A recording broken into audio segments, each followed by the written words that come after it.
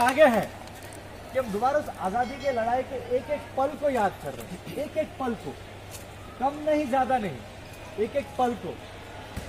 अगर भगत सिंह ने अरे जातिवाद से, अरे मनुवाद से, अरे जोर से बोल लो, अरे जोर से बोल लो, अरे शाह सुन ले, अरे मोदी सुन ले, अरे केसीआर सुन ले, अरे लड़ करेंगे, अरे जीत करेंगे, ये हक हमारी, ये हक हमारी, अरे टेंशन से भी आजादी, मकदा वाले, अरे आजादी, आजादी, आजादी, आजादी, आजादी, आजादी, आजादी, आजादी, आजादी,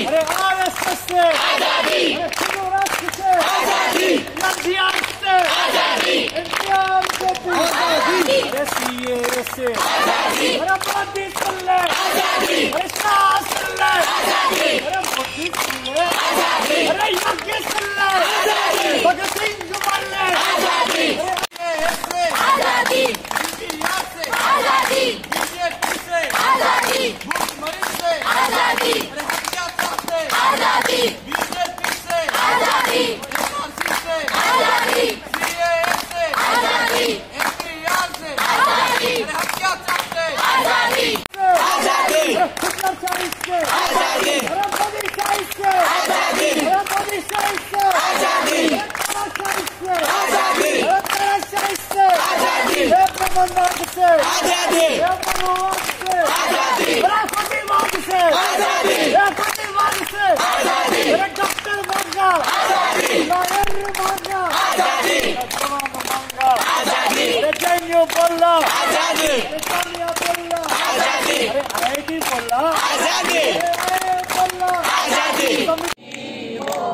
आजादी करेगी बंदे खुदा, जो मैं भी हूँ और तुम भी हो, हम देखेंगे लाजिम है कि हम भी देखेंगे, हम देखेंगे, हम देखेंगे, आजाद है कि हम भी देखेंगे, हम देखेंगे, हम देखेंगे, लाजिम है हम भी देखेंगे, हम देखेंगे, लाजिम है कि हम भी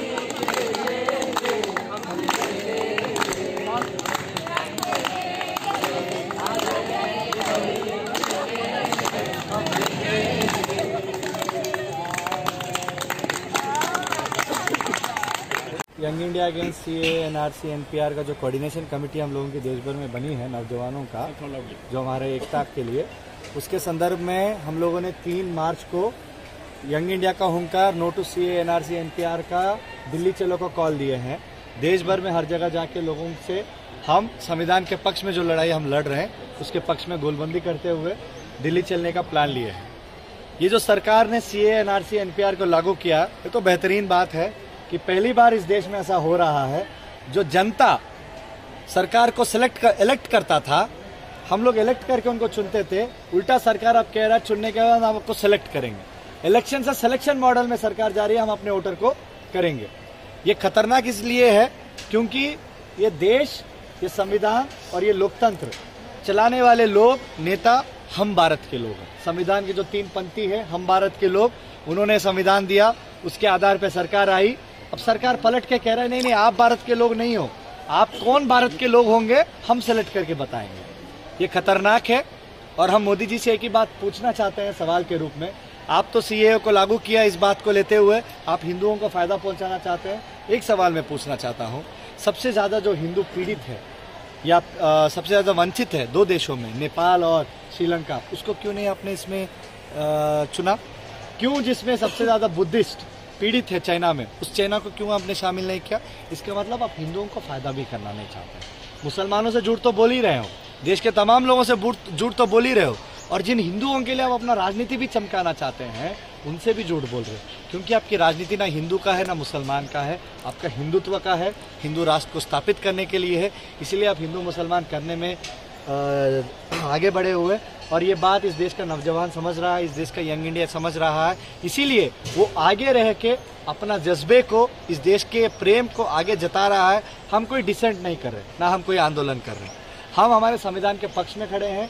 अगर कोई इसका विरोध में खड़ा है, संविधान के विरोध में, वो मोदी शाह। सर, जिस तरीके से आप लोग ये लड़ाई लड़ रहे हैं, गवर्नमेंट एक तरफ क्लियर कट है कि हम वापस नहीं लेंगे और हमारा जो स्टैंड है क्लियर है, तो आगे आप लोग का क्या प्लान रहेगा? इसके कैसा आगे आप सोचते हैं कि कैसा होगा? 200 साल लड़के हम लोगों ने हमारा संविधान को हासिल किया। इनके डराने धमकाने से उस आंदोलन को, उस भगत सिंह, अंबेडकर और गांधी के विरासत को हम लोग छोड़ने वाले नहीं हैं। मैं अभी अपने सभा में भी बोल रहा था, इस देश में कोई रहा नहीं था, मुसलमान इस देश के हकदार था। आज़ादी की लड़ाई में उनकी जो खून है, उसके खून, उसके मिट्टी शामिल है इसके हिंदुस्तान में, और किसी बाप का हिंदुस्तान नहीं है, किसी अमित शाह के बाप का हिंदुस्तान नहीं है ये, कि वो तय करेगा कि कौन रहेगा। और उस आज़ादी के आंदोलन के उसूलों को दोबारा जनता के बीच में हम लोग यंग इंडिया की तरफ से ले जाएंगे, एक एक जगह पे हम लोग ले जाएंगे। इसके बाद तमाम जगहों से चलो दिल्ली का 3 मार्च का कॉल को हम लोग व्यापक तरीके से 1 लाख लोगों को कम से कम दिल्ली में हम लोग संविधान के पक्ष में 3 मार्च को जुलूस करेंगे।